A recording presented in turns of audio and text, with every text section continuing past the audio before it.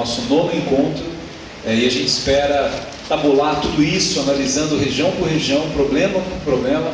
Então, as questões que eu não responder não significam que elas não serão consideradas, anotadas e debatidas aqui. Só para não ficar muito cansativo, que algumas questões são muito pontuais, não que elas não sejam importantes, né? Várias eu perguntei para a diretora regional de reforma de escola, de cobertura de quadra, do que nós podemos ajudar, a verba que veio para cá para essas reformas. Então, tudo que vocês colocaram nós estamos levando em consideração. Mas eu queria pegar alguns temas que foram tratados aqui para refletir com vocês. Eu não sou dono da verdade, por isso a gente tem equipe, dialoga com a equipe, trabalha com a equipe, eu valorizo pessoas da rede. Hoje a nossa chefe lá, de ATP, que é a Lurdinha, que era a diretora regional aqui, eu conheci num corredor da secretaria e ela estava dando umas ideias sobre educação. Eu falei, você trabalha onde? Ela falou, sou diretora lá de São Mateus. E aí eu convidei, depois de uma longa conversa, para trabalhar com a gente. E eu tenho feito isso nas regiões, valorizar as pessoas que estão na rede, que a vida é dedicada a essa rede, né? Eu fiz isso no Estado também. A maior parte dos cargos fundamentais da secretaria eram dos professores, diretores, supervisores do Estado, que são pessoas que têm experiência do cotidiano, têm a linguagem correta para tratar com uma rede que é complexa, como é a rede da capital. Gostei da ideia dos conselhos de escola, de fazer a cada 2 anos. Acho que tem que valorizar mais isso. Nós não temos que ter medo da participação dos pais na escola, muito pelo contrário, isso ajuda a escola, isso ajuda, fortalece vínculos. Nós, educadores, temos a consciência de que se nós fizermos a nossa parte, os pais não fizerem a parte deles, o processo educacional fica capenga. Então, quanto mais nós nos aproximarmos da família, melhor será o nosso projeto educacional.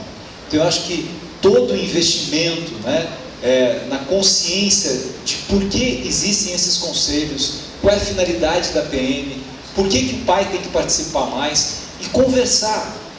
O diretor de escola, e aí eu vou no tema do diretor, ele tem um papel de líder, e é difícil ser diretor, porque hoje, antigamente dizia que o diretor era aquele que entendia de diário oficial e de normas pedagógicas. Hoje o diretor, ele é um gestor social, ele é um líder da região em que ele está, ao mesmo tempo que ele lidera, junto com o coordenador pedagógico, os professores, que precisam ser estimulados o tempo todo. A carreira do diretor, dos gestores da educação, elas merecem um apoio todo especial. Não só do ponto de vista salarial, mas de formação constante. Quando eu estava no Estado, numa reunião com diretores, nós criamos juntos uma especialização dos diretores do Estado, que na época foi dada pela Unicamp, construída coletivamente com diretores, com sindicatos, com universidade.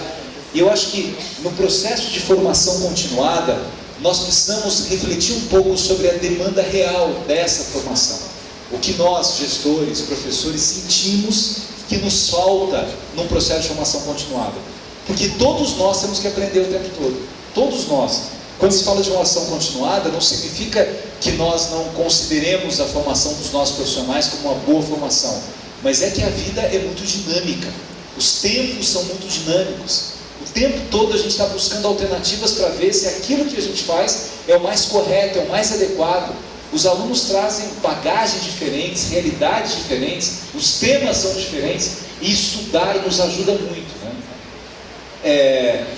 A história do SGP, uma coisa que eu achei interessante na conversa com os sindicatos, e aliás aqui eu aproveito para falar de sindicatos. Eu, antes de fazer essas reuniões todas, eu atendi todos os sindicatos, sozinhos primeiro, e em grupo depois, e já uma mesa de negociação com os sindicatos. E o fato de nós conversarmos com os professores nas várias regiões de São Paulo não significa um desmerecimento à atuação dos sindicatos. Eu respeito muitos sindicatos, a gente passa, os sindicatos continuam, e o papel dos sindicatos é defender as suas categorias. E nós vamos negociar com os sindicatos o tempo todo, com verdade, com clareza. Há algumas coisas que dependem da gente, há outras coisas que não dependem. A discussão, o índice de reajuste que foi falado, eu adoraria ter esse índice para comunicar já.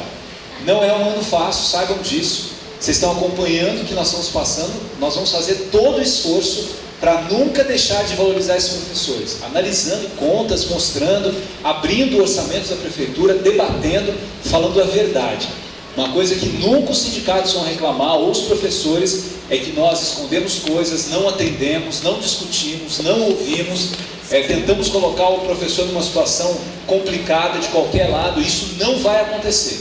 Agora, em alguns momentos, algumas reivindicações a gente não vai conseguir atender. E teremos que ter essa sinceridade de colocar por que não estamos atendendo, ou se conseguimos atender, até quanto a gente pode atender, até onde a gente pode ir. Eu acho que essa construção de verdade vai facilitar muito a nossa vida. Eu não quero, às vezes o professor pode até falar assim, eu gostaria muito de ganhar mais, ou gostaria muito que tivesse menos alunos na minha sala, gostaria muito que não sei o quê, mas ele vai compreender o esforço que nós estamos fazendo para isso, que não acontece de uma hora para outra. Por exemplo, o tema de aluno por sala de aula é evidente. Não há nenhum educador que vai defender as salas lotadas.